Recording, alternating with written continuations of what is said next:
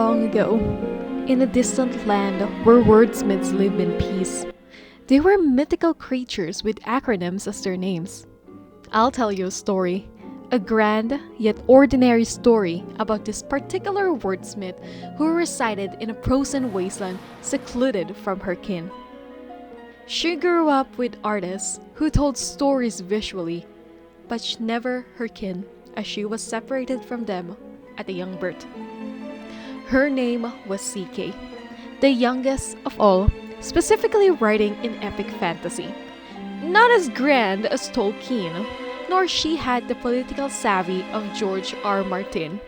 However, she was tenacious as the flowing river, as she started writing at the mere age of 8 after being inspired by books she read.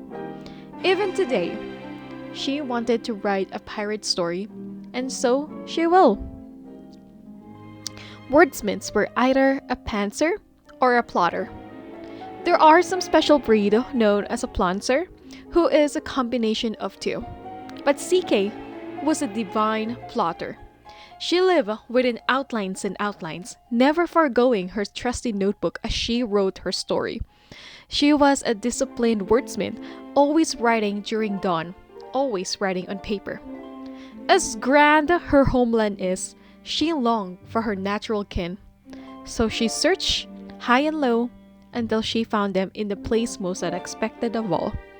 She found them whilst she was peering at the lake and saw moving pictures where they all shared the love for writing. One day, she said, she'll share the adoration she had for writing. One day, she said, after watching all these moving images, getting inspired by them. That day was the day. She wanted to impart her knowledge through these moving images. After all, she had studied the craft for many, many years. She'll give advices and hopefully form a community.